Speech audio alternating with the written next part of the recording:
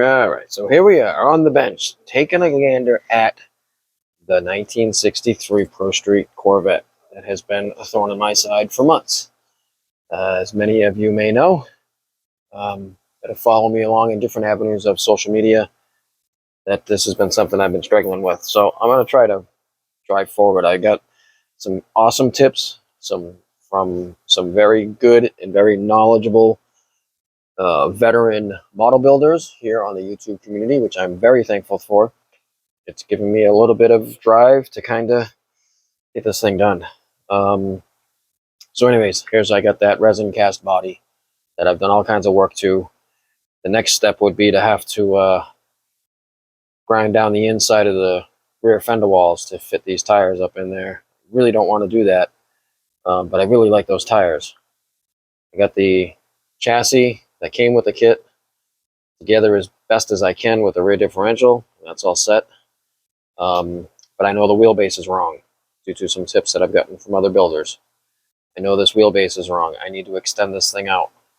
So before I go ahead and cut this and grind away that, I have something I'm going to open up and see what I can use. I've been given some tips that this kit is not all that good at all, but it's a 1963 Corvette. I need interior. I need front steering components, front suspension components. So looking at this, it's got some fatties in the back. Maybe I can use those tires. I don't know. I'm going to go ahead and get this thing opened up, and we'll take a look and see what's inside here, see if there's anything I can use. All right, so I went ahead and got it open. I can use the window. That's cool. The window's going to work. I'm hoping the interior will work in there. I may have to do some tubbing work in the back. Maybe I just cut it off. Who knows? But I can use the interior. That's cool. I was kind of hoping the tires would help me, but the tires are not going to help me. So I may have to make those other tires work. So that's not going to work for what I want. The front end's not going to work the way I want because, yeah, Brian warned me. I can't complain. I was warned that this kit was kind of crap. I was honestly kind of hoping that I could cut this and use this front clip on this. But there's no suspension. It's all molded into this thing. So the other thing I discovered, which was interesting, so you know how I say this is too short for the Pro Street body? This came with that car when I bought it. This is an exact wheelbase replica for this. So this will fit perfectly fine if I wanted to put it in this body.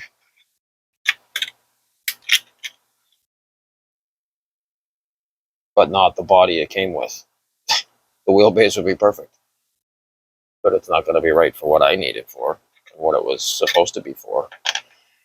So I'm going to be back to square one. I think I'm going to have to do some more measurements and take my time, cut this, get some styrene stock, and extend it. I have to figure out exactly how much. So of this kit, what can I use? Glass and interior, I think. So I was warned. I got the kit super, super cheap. It wasn't a big deal. So at any rate, I'm not going to use this. So I'm going to keep all this stuff right here in this box until I'm ready for any of it.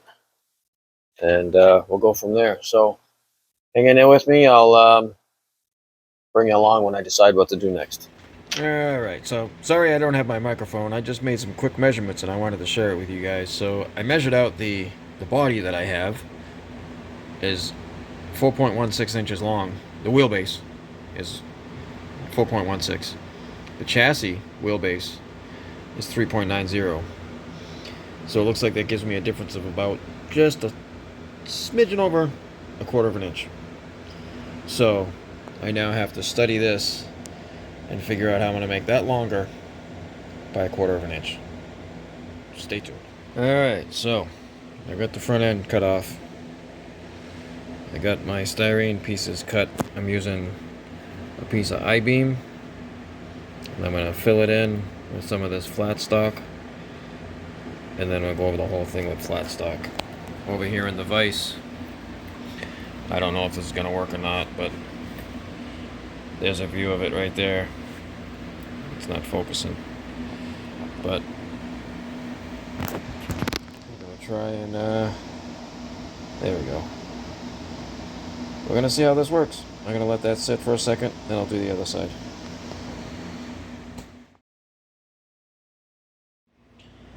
Alright, so here we are now, next day. Those first pieces I put in are set and cured. And now what I'm doing is I used an I-beam, and I'm going to fill in the channel. So you can see this side here. I haven't filled in the channel just yet. I just filled in that side. So I'm going to let that set and cure and flip the chassis over the other way and fill in the other side. And then I plan to run another piece right straight across here, from here overlapping my joint to the front section on both sides. So I'm going to overlap another piece of styrene right across here. Hopefully you can see that right across there. That's my plan. So far so good. We'll see what happens. Alright, feeling pretty confident. I got it boxed in pretty well, and I reinforced the front. So now I'm gonna go ahead and I'm gonna try to get the two tacked together. We'll see how that goes and let that sit and cure. It'll have all day tomorrow to sit, and then we can come back to it Friday, maybe tomorrow night. All right, so minus my mess here, got my caliper set up so we can test it. I got it all done. Got the I got the front attached to the back, reattached and stretched. So let me show you a little close up here. So right in here, you can see I got the I-beam right in the middle. Then I filled in each side of the I-beam to stiffen that up, make it nice and strong. And then I attached the front to the extension piece. Then after that, set and cured. Each piece I glued, I kind of let it set and cure for a day. Then I went ahead and I put a piece of styrene here along the inside edge. So on both sides, I reinforced it with some more styrene. And then I just spent some time and sanded this down and shaved the pieces that I put on the edge to match the contour of the rest of the chassis. And then got that all nice and cleaned up. And there we have it. It is it's together. Twisting away, not falling apart. I guess I did all right. So now let's measure it up. Let's see how I did. Let's get that supported. So I have my caliper already locked in at the 4.16 or thereabouts. Let me make an adjustment there. You remember the 4.16 is the wheelbase we're shooting for. So let's see how we did. From the center of the spring cup to the center of the rear wheel. So because there's my section, my axle, in the center of where that spring cup's going to be. We're spot on, 4.16.